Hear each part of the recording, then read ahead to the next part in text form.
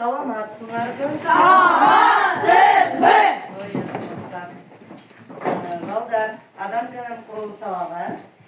Бардыңар бүгүн сабакта толуксуңарбы? Ооба. Азаматсыңар. Анда балдар, адам жана коом сабагынан үйгө берилген тапшырма эмне болгон эди? Азыр биз мына доскада турган быйтыкчалар аркылуу командаларга бөлүнүп алабыз. Бул быйтыкчалардын атында биринчи, экинчи деп жазылган. Быйтыкчаны алабыз дагы биринчи команда бул жакка отуруп калабыз, экинчи командалар экинчи жакка отуруп калабыз. Анда балдар 2-2ден келгиле.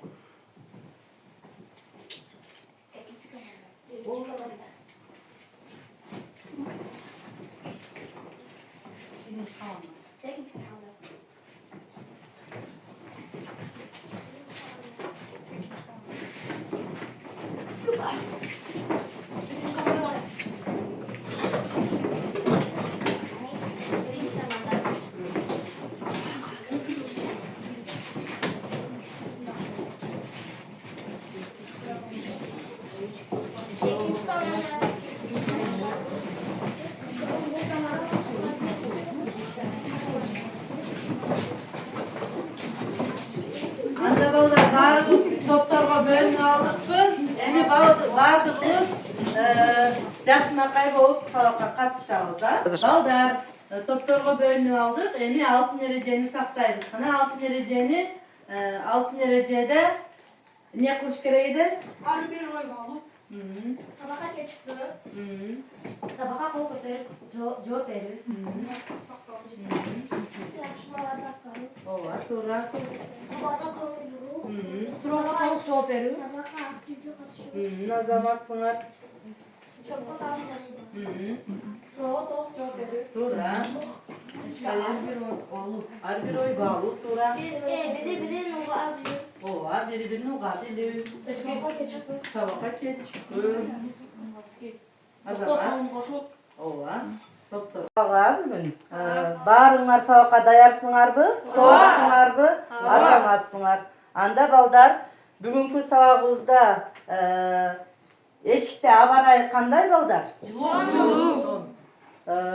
Жылуу, күн жаркырап, тийип турат экен, Анда балдар, мен дагы бүгүнкү сабакта силерге күн сыяктуу жаркырап, жылуулугумду чачыратып, билимимди бергенге даярмын. Анда баардыгыңар бүгүнкү сабакта жакшынакай, маанайда күлүп, ушул быйтыкчадай бир жылмайып алабыз. Кана балдар? Бири-бирибизге жылмайып алабыз. Азаматсыңар балдар. Ар бир иштин башы жакшылык менен башталса, аягына чейин жакшылык менен бүтөт демек. Бүгүнкү сабакта баарыңарга ийгилик каалаймын. Анда балдар өтүлгөн тема боюнча эки командага быйтыкчалар аркылуу бөлүнүп алдык. Командалар өзүбүзгө ат коюп, капитан командирлер жактап беребиз.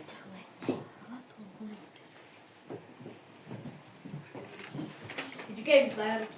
Азаматсыңар. Анда биринчи топ аттардын койдуңар жактап беребиз. Биз атыбызды Алатоо койдук. Алатоо койгонубуздун себеби Кыргызстан 94%-ны толор элейт. Ак мөңгүлүү толор элегенде биз атыбызды Алатоо деп атап койдук. Азаматсыңар. Кандай кийин балдар? Мурак деп койдук. Мурак дегенибиздин себеби Кыргызстанда шаркыраган суулар көп. Мисалы Ысык көл, Соң көл, Чатыр көл, Сары челек. Ошондуктан биз Мурак деп койдук. Азаматсыңар. Команда иштейбиз тесте. Топ менен биргеликте белгилейбиз. Карандаш менен белгилейбиз. Карандаш менен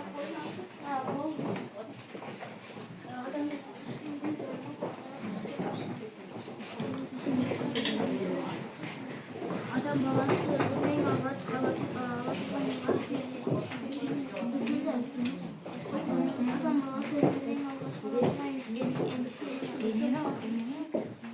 Топтордо балдар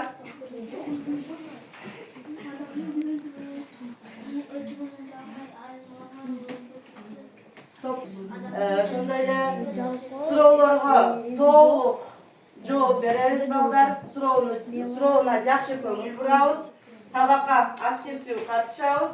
Топто иштөөгө ар бирибиз өзүбүздүн салымыбызды кошобуз.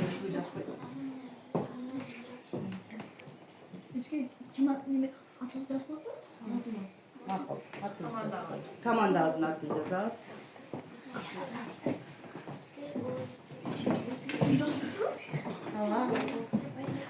Топ менен биргеликте келишип иштейбиз балдар.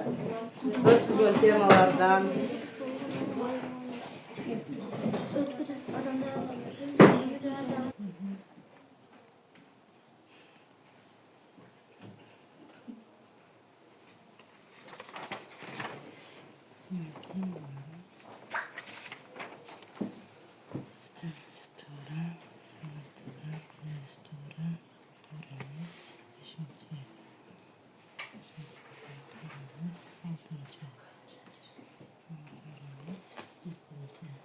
Туура эмес экен.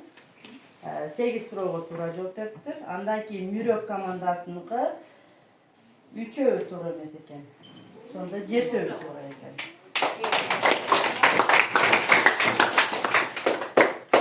Алатоо командасыга 5, ошондой эле Мүрөк командасы 4 болду. Өзүбүз эсептеп турабыз. Анда Азаматсыңар балдар. Балдар, эми бүгүнкү сабагыбызды баарыбыз сырдуу табышмак менен баштап алсак, балдар, баарыбыз бени карайбыз. Бул жерде сабагыбыздын темасын таап алыш үчүн сырдуу табышмак менен баштап алабыз. Анда балдар бул жерде эмненин сүрөтүн көрүп турабыз. Андан кийин анда өзүңөр топтордон келип ачып көрсөңөрчү эмне деген тема экен балдар.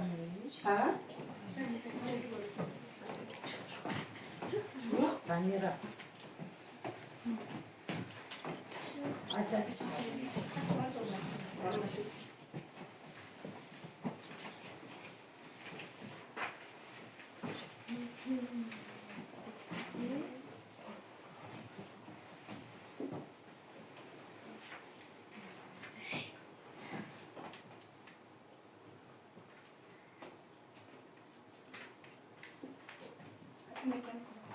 Балдар, бүгүнкү темабыз эмне экен?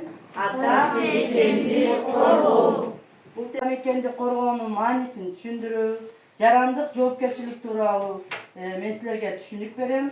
Анда силер кайсы өлкөнгө өзүбүздүн Кыргызстан өлкөсүнө болгон сүйүүңөрдү арттырып, мекендин мааниси жөнүндө түшүнүк аласыңар. Балдар, биздин сабагыбыздын темасы ата мекенди коргоо. Ата мекен жөнүндө өзүңөрдөн сурасам, балдар, ата мекен деген эмне, балдар? Ким айтат? Өмүрхан? Ооба, туура. Андан кийин Азамат? Мекен үйлөнөн башталат. Ар бир мекен деген эмне? Ата мекен бул туулуп өскөн жериң. Ооба, туура, туулуп өскөн жерибиз. Ыйык жер. Ооба, ата мекен ыйык, дагы Ата мекен үчүн жан бере турган. Жан бере турган. Дагы мына ата мекен кооз. кооз. Ата мекен суу жана эч бир нерсеге теңе албайбыз. Ооба, Азаматсыңар. Анда балдар, биздин ата мекен жөнүндө айта кетсем, ата мекен бул эч нерсеге алмашкыс, түгөнгүз, касиеттүү, ыйык жер экен. Ата мекен бул ата бабаларыбыздын эмнеси? Өчтөз тарыхы.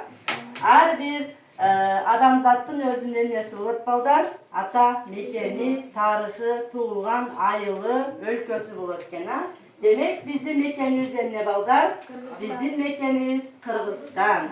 Биздин мекенибиз Кыргызстан эмнелерге бай, балдар? Тоолорго, көлдөргө, баарыңар жайкысын каникулга, же болбосо башка жактарга барганда өзүңөрдүн жериңерди сагынгансыңарбы? Өзүбүздүн жерибиз ушунчай татынакай, сулуу, кооз, эч кимге алмашкыс болобу, балдар? Ушундай элестетесиңерби? Биздин мекенибизде ушул биздин жаркыраган мекенибизди, өзүбүздүн жерибизди бизге ата бабаларыбыз мурас катары калтырыптыр. Биз дагы өзүбүздүн мекенибизди, эли жерибизди кийинки муундарга эмне кылышыбыз керек? Көздүн карегиндей сактап, кийинки муундарга өткөрүп беришибиз керек. Ар бир эл ата мекенге жөн жеринен ээ болбойт экен. Биздин ушул мекенибизде дагы биздин ата бабаларыбыз тарыхтан дагы окуганбызда энисейлик кыргыздарды Барсбек каганыбыз бизге эмне кылды? Ушул биздин жерибизди душмандар бизге, жерибизге, элибизге, төрт малыбызга суктанып, бизди каратып алабыз дегенде Барсбек каган бизге эмне кылды? Аларга каршы туруп, алар менен күрөшүп, өзүбүздүн жерибизди өзүбүзгө кайрадан сактап берди. Ошондой эле Сактардын ханы дагы Ширак аттуу ал жылкычынын эле уулу болгон да, туурабы? Ошол жылкычынын баласы дагы өзүнүн жерини башка душмандарга эмне кылбады? Тарттырып койгон жок, Андан кийинки балдар баатырлар жөнүндө айтып өтсөм, Тайлак баатыр, ошондой эле Манас баатыр дагы өзүнүн 40 жоросу менен ушул башка элдерге биздин жерибизди эмне кылбады? Тарттырган жок, берген жок, аларга каршы күрөштү. Андан кийин улуу ата мекендик согушка дагы биздин баатырларыбыз эмне кылды? Катышып, кашык каны калганча алар менен согушуп, фашисттик Германия менен биздин мамлекетибизди өзүбүзгө кайрадан сактап калды.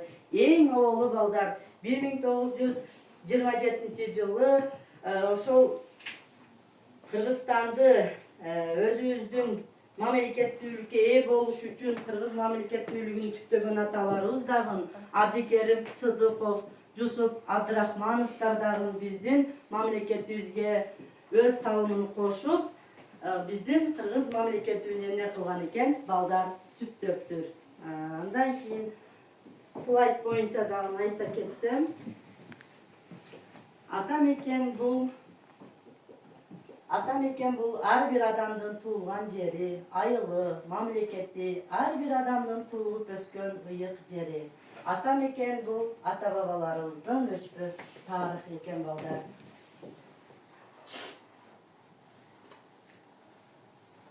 Ата мекенди коргоо өлкөнүн көз карандысыздыгын, анын аймагын, калкын, материалдык жана руханий баалуулуктарын коргоо дегенди түшүндүрөт экен балдар.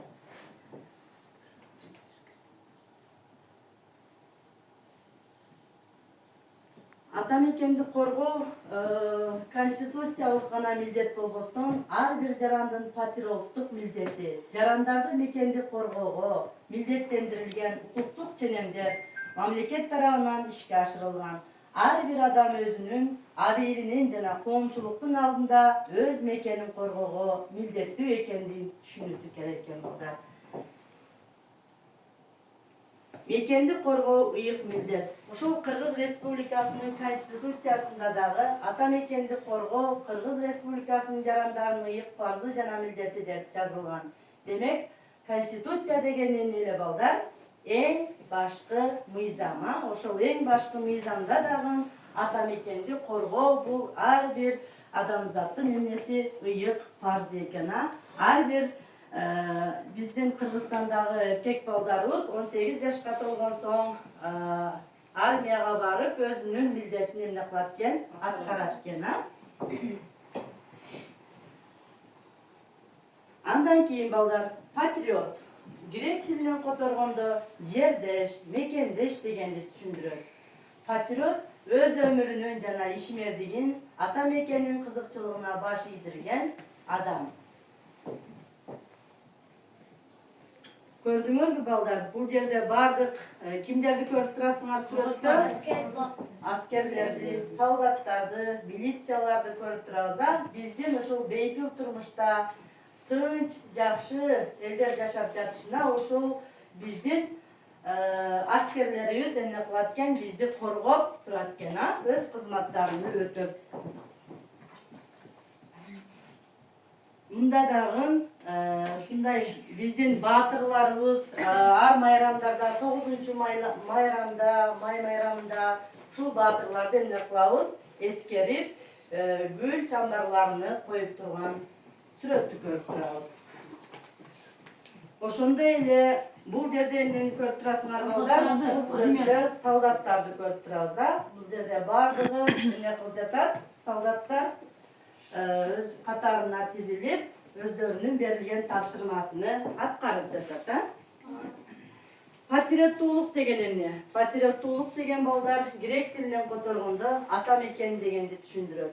Ата мекенди сүйүү, ага берилгендик, анын өткөндөгү тарыхы, учурдагы абалы менен сыймыктануу, мекенинин кызыкчылыктарын коргоого умтулуу бул ар бир уул кыздардын эмнеси экен балдар?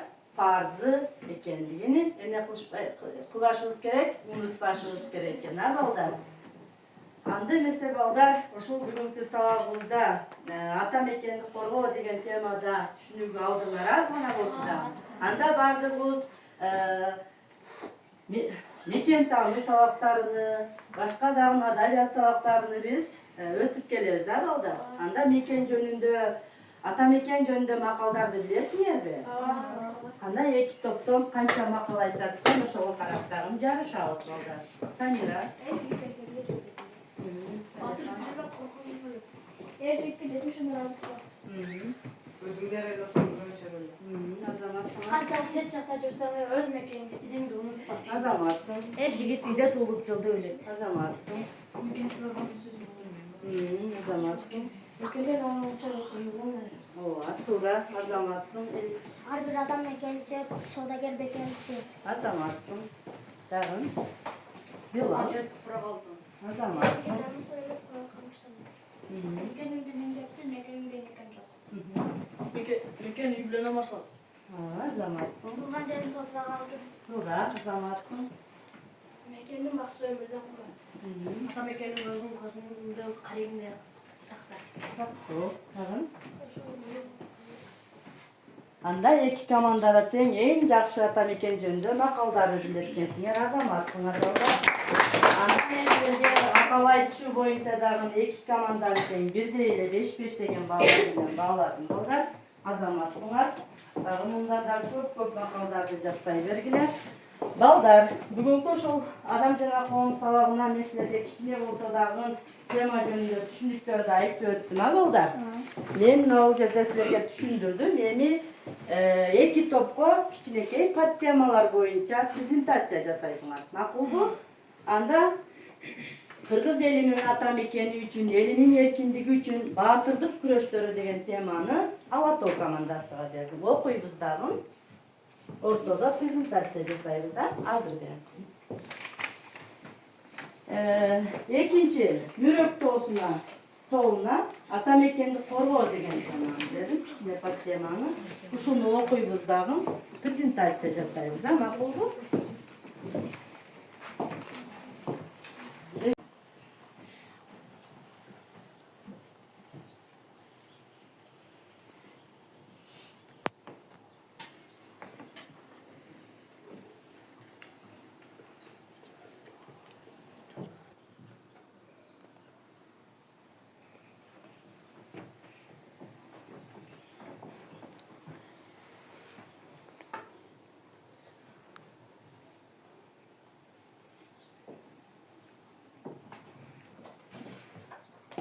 Кайсы топтон даяр болсок кол көтөрүп айта беребиз, а балдар?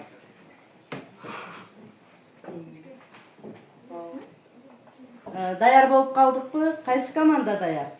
Мүрөк командасы даяр экен. Баарыбыз Мүрөк командасынан Самира чыгат экен. Баарыбыз Самираны угабыз. Кана Самира? Ата мекенди коргоо бул ар бир баланын эле укугу. Анткени ар бир бала мекенин коргоп эч кимге бербеши зарыл. Ар бир бала 14 жаштан эле аскерге даярданып лицейде окушат. Ал лицейде окушуп 18 жашка толгондон кийин аскерге барышат. Ал аскерде окуп, ал жакта толук окуп, ант беришип, ошондо гана жоокерлик болуп мекенге ант берет. Азамат. Кошумчалайт. Ким кошумчалайт? Жибек.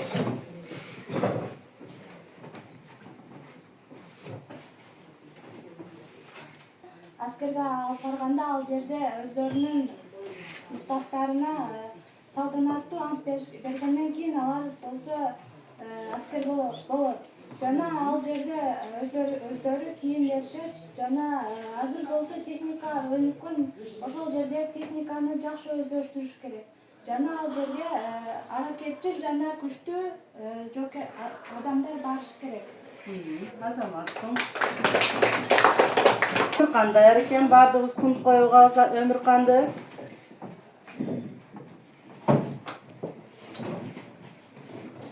Bizim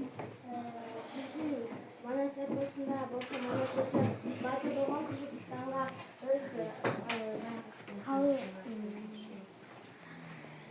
өзүнүн баягы изин калтырып өзүнүн изин калтырып кеткен биздин батырлардан Тайлак Батыр, Ата Кеби деген батырлар өзүнүн изин калтырып кетишкен 1941-1945 жылы улуу ата мекен согушуна Кыргызстандын балдарын фронтко чакырышкан. Биздин жердешибиз Николай Демин болсо өз фашисттердин эки танкасын талкалаган. Эң эрдик көрсөткөн düşөн кушулук болсо өз боюн танкага таштаган. Азамат. Ал болсо мурдагы ата бабаларыбыз жана ал жердеги батырлар эр жигит эр четинде жоо бетинде деген сөздү уюп көрүп, ал жерде согуш болуп жатканда ал согушка ошол сөздү уюп тутуп, ошол сөз менен колдонгон. Ал болсо ата бабаларыбыз бизге жерди ыйып кылып калтырган. Ал жерди биздин өзүбүз көзүбүздүн карегиндей кылып сакташыбыз керек. Ар бир бала өзүнүн мекенге жанын берүүгө даяр туруш керек. Азамат. Кичинекей подтемалар боюнча эки топтон презентацияларды жасашты. Балдар кошумча дагы толуктап беришти. Эки топко тең Азамат сыңак эң жакшы баа деген бааларды койдум. Темабызга байланыштуу болгон бүгүнкү сабакта кластер түзөбүз балдар. Эки топко тең бирдей берем. Топтордо баардыгыбыз чоң биргелешип кластер түзөбүз.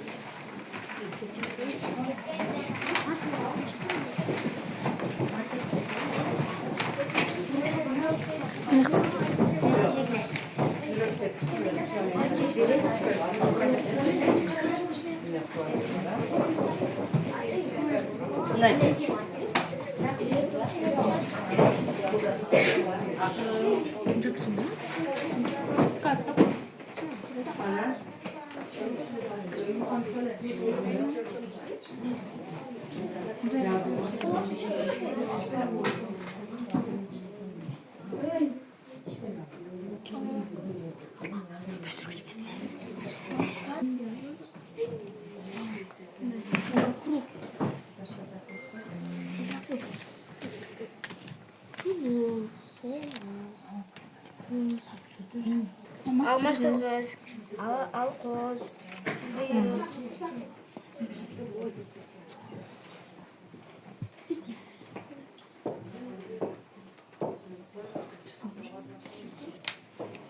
сулуу,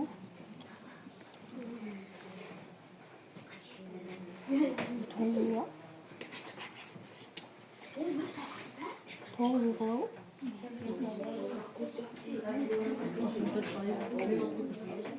Mene kostuna mene. Wow.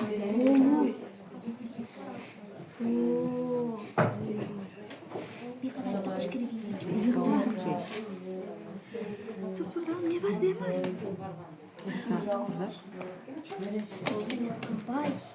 Bay yaz. Bay yazılan. Bay yazılan.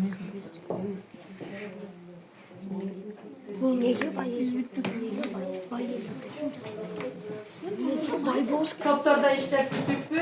Кайсы команда даяр? Алатау командасы даяр экен, анда келгиле балдар.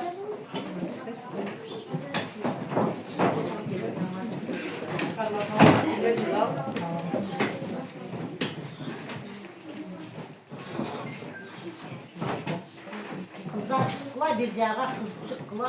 Мырзайым карма бир жагын.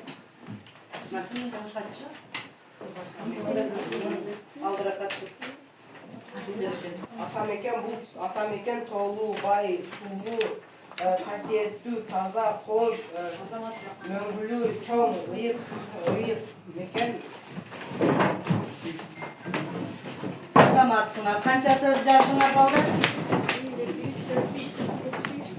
9 жаздыңар. Жасындагы класстары даяр болуптур, анда элембек. Каттуу. Эч нерсеге алмашкыс, ыйык, коз, берешен, таза. Анда силер канча сөз жаздыңар балдар? 8 эчке. 8 сөз жазыпсыңар. Азаматсыңар. Эчке 7 экен. 7 сөз жазыптыр. 7 сөз жазыптыр, отуралы. Айтып бүткүс балдар. Анда эки команда тең өзүңөрдүн иштегениңерге канчалык бүгүнкү теманы алган билимиңерге жараша бааласам, Алатоо командасы 9 сөз жазыпсыңар, Азаматсыңар 5 деген баа койдум. Бирок командасы 7 сөз жазыпсыңар, силерге 4 деген баа койдум.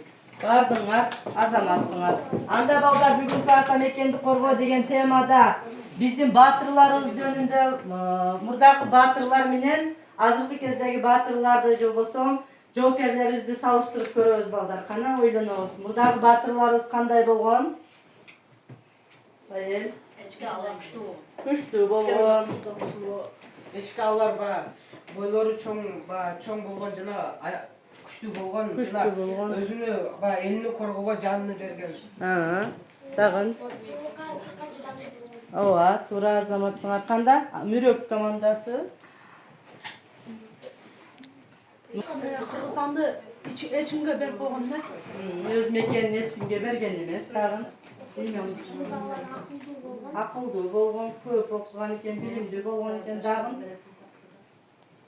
Өздөрүнүн жерин ыйып көргөн. Ыйып көргөн экен. Балдар алар кантип согушкан экен? Байыркылар. Мурдагы ата-бабаларыбызда. Эчке кылычтар менен. Ооба, кылычтар менен, жаалар менен. Аттар менен. Ооба, аттар менен, ошол жаалар менен. Найзалар менен. Туура. Азыркы мезгилдеги азыр эмнелер өнүктү, салыштырабыз кана. Мурда Техникалар өнүктү. мисалы үчүн мурда найзалар менен урушса, азыркы учурда андай мисалы үчүн танка андай мылтыктар менен. Азыр эчке мурдагылар ат менен барган болсо, азыркылар танкалар менен барат. Вертолеттор менен. Азыркылар болсо вертолет, самолет, ошондой техникалар менен, ошондой дрондор менен барып атышат.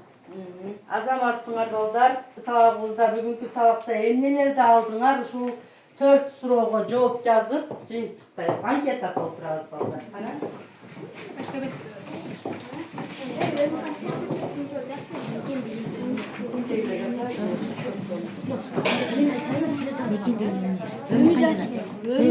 Мына какечи.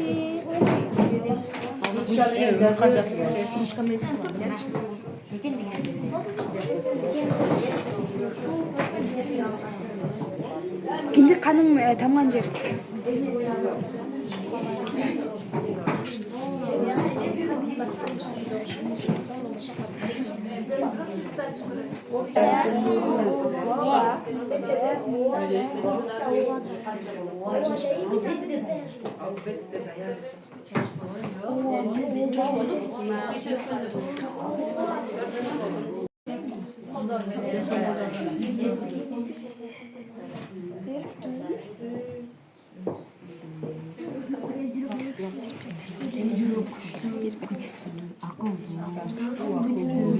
Акылдуу менен кыздар өздөрү айтышы.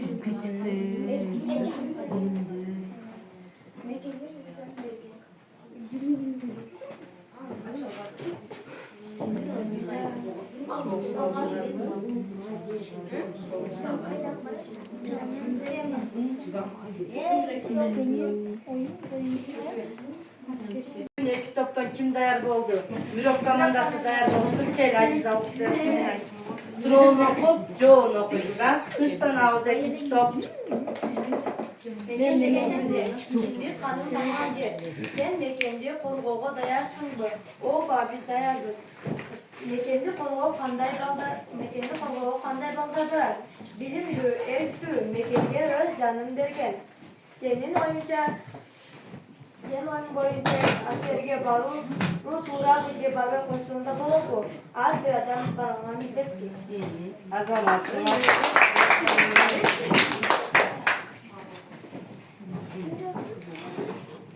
Mekan degenin özünü bulup ösken jerin, özüne bağlı uyuk jer. Al жерди sen başka mamleketlerge berip koyboysun. Ал жерди коргойсуң, ыйык сезесиң. Экинчи суроо, сен мекенди коргоого даярсыңбы? Албетте даярбыз. Ата мекени туулуп өскөн жериң болсо, сен албетте барып коргошуң керек. Үчүнчү, мекенди коргоого кандай балдар барат?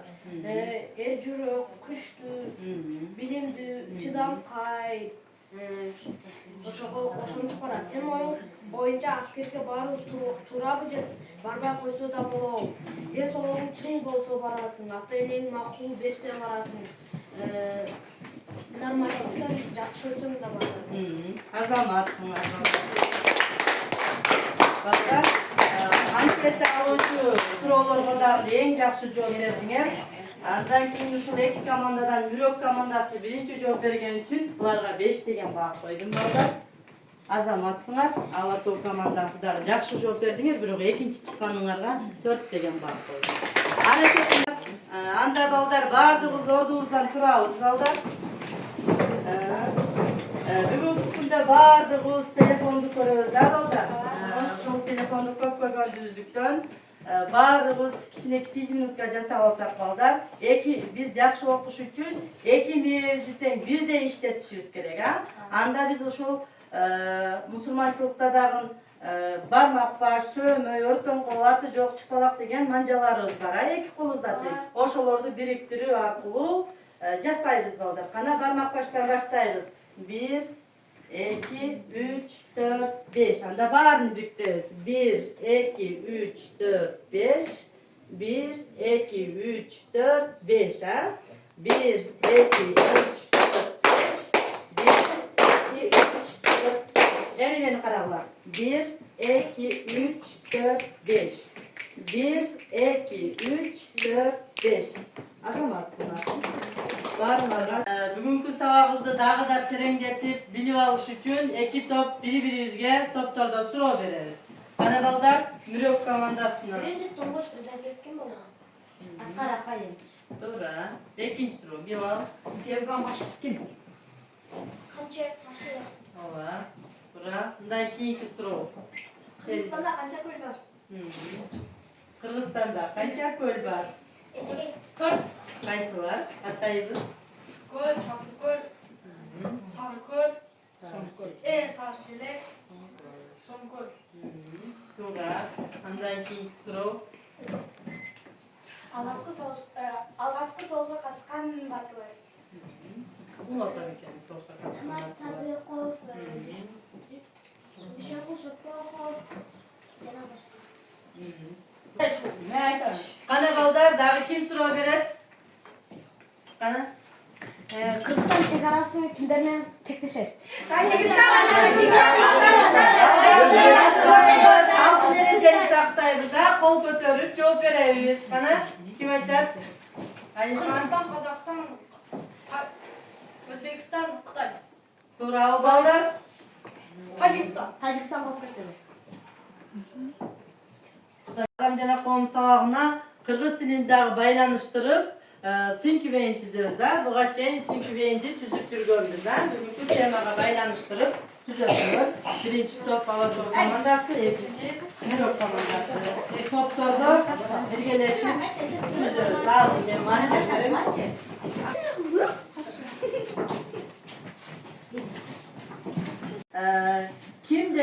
Ким ата мекен жөнүндө, Кыргызстан жөнүндө ылардан билет? Бурамасы бузулбасын, ысык көл тонмасын, кыргыз деген затын унутпасын, ак калпагын таштабасын. Жазда башка жел тийбесин абайла, көп көтүрбас мобул турган сур болот. Соогуңду өз мойнума алайын, сен орбо, мен оруйун, токтой турчу ата журт. Бир жакшы патриоттук кырлардан ырдайбыз. Кана бардыгыбыз мекенчил, элимдүү, билимдүү, акылдуу, эл жерибиz үчүн патриот, сыймыктуу кыздардан, барктуу балдардан, мекенчил кыздардан, мекенчил балдардан, айылыбыздын, мамлекетибизде алыска атын угузган балдардан, кыздардан болобуз. Кана мекенчил болобуз, акылдуу, ыймандуу, боорукер, берешен, ынтымакка чакырган баарыны акыл эстүү болуп, Кыргызстан деген ырды ырдайбыз, балдар. Кана 1, 2, 3. Kırgızistan, acayip çöküm Kırgızistan, Uğmuştun barına bulmaz, uyup bul çöküm Kırgızistan. Kırgızistan, yaşa Kırgızistan, Kırgızistan, yaşa Kırgızistan, sen gülüne ösö beresin, kız oğlum barda Kırgızistan. Kırgızistan, yaşa Kırgızistan, Kırgızistan, yaşa Kırgızistan. Экинчиси кандай эле? Кандай? Сынат ошого.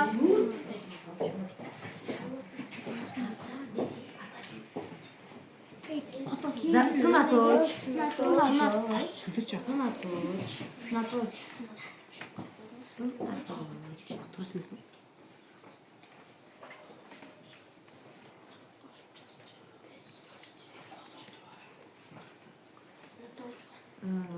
Ыйык болсо керек. Ыйык. Сынаточ кандай? Сынаточ. Кандай? Кос. Этиш. Тамшантат, ыйлатат. Этишке тамшантат.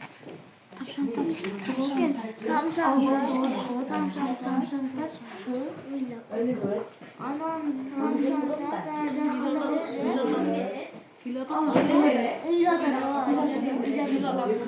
анан кийин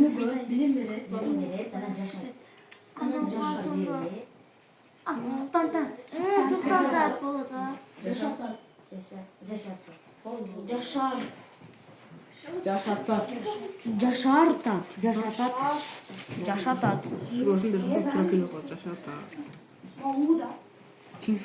Этиштен кийин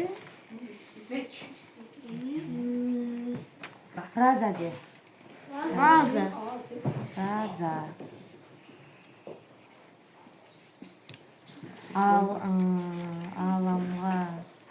Аламга жол Баштан башталат.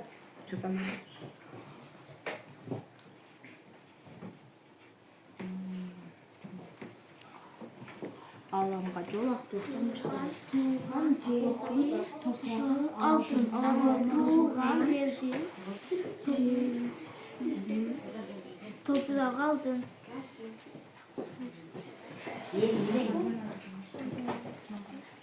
Алтын. Ошондо турат экен, кайра карап көрөлүчү. Сататоч. Сататочко алтын экен болот. Сынаточ, жана башка сөздөр кирет. Үчүнчүдө этиш, тамшантат, ыйлатат, суктантат, жана башка сөздөр кирет. Төртүнчүдө фраза сөздөргө туулган жерди топурагы алтын деген сөз кирет. Ал 4 сөздөн жана 5 сөздөн турат. Бешинчиге Синоним алып кетти. Бешинчиге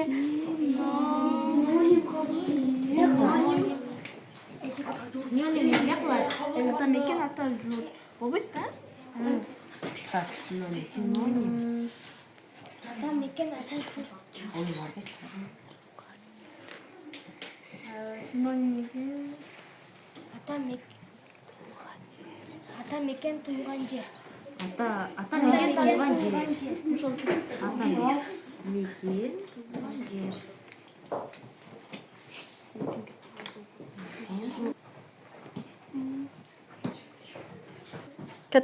Азаматыңар синквейн ең жақсы түзіліптір, балдар. Зататоч, сынаточ, етиш, фраза, синонимге деген дағын екі топ тең бірдей жақсы түзілтіңер.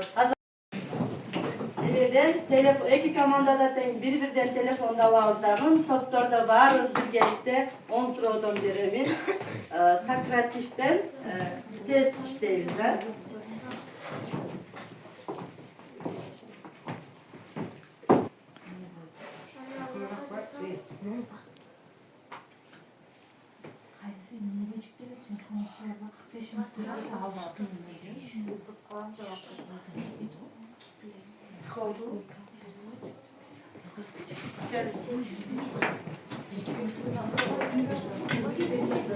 Kelgiler.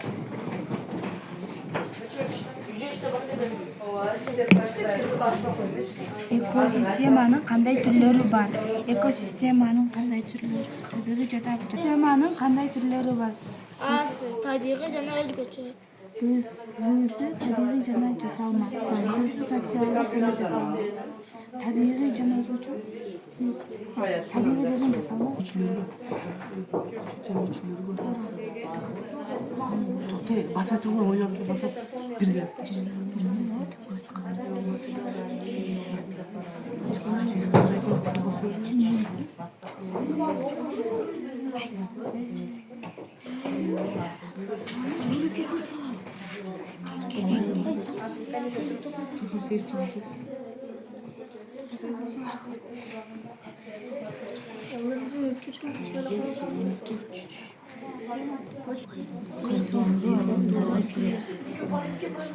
Бағында тамақтану, ечки.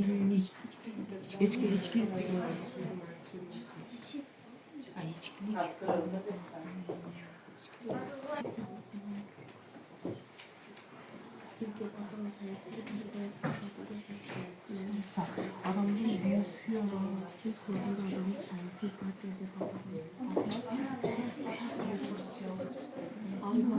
Sayısı çok tane zaten. Sayısı onu oynayan çok. Ечке биосоциалдык дегенбиз, биосоциалдык дегенбиз эме. İşte büttüler.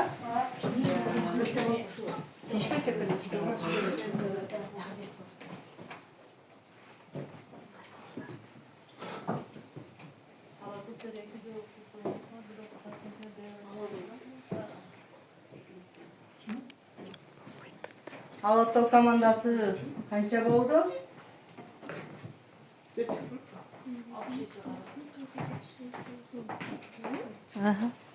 Алатау 80% тура иштептир, а Мирок командасы 100% тура иштептир.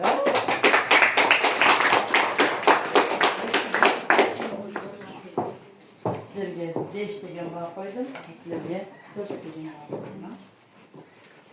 Анда балдар, бүгүнкү ошол ата мекенди коргоо деген темасында кичине болсо да баарыбыз түшүнүк алдык балдар. Бизге ата мекенди коргоо деген ыйык милдет мойнубузга түштү. Баарыбыз жакшы окуйбуз, билимдүү балдар болобуз. Эркек балдар ден соолугубузду чыңдап, азыртадан ата мекенди коргоого эмне кылабыз? Даярданабыз. Анда үйгө тапшырма берерден алдың балдар, эки топтун тең алган балдар бааларыбызды санасак, канча болду?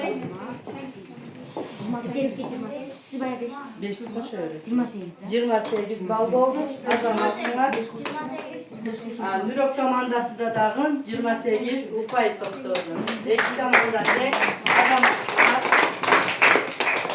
Эми бүгүнкү сабакта бааласак, эң жакшы катышкандар Алатау командасынан Билал, Өмүркан, Сафира, Феризат, Нурислам болду. Андан кийин ошол дагы ушундай кийинки сабактарда аракет кылабыз. Мырзайым, Алмаз, Билал, Байел аракет кылабыз. Мирок командасынан болсо эң жакшы катышкандар Самира, Азиза, Фарида, Жибек, Илимбектер болду. Аракет кылабыз кийинки сабактарда Азамат, Жаныбеков, Адахан, Алихан, кийинки сабактарда дагы аракет кылабыз балдар. Үйгө тапшырма, муну билүү кызыктуу деген теманы окуп келебиз балдар.